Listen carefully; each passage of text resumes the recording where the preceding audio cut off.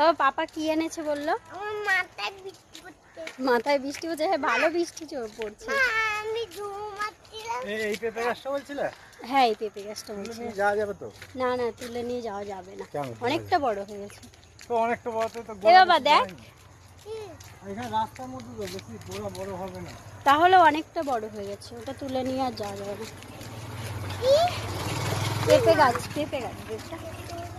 ও বাবা, বাবা পাপা কি এনেছে বললো বলো? কিছু আনিনি বললো? পাপা কি বললো তাহলে বলো? তাড়াতাড়ি ঘরে চল না।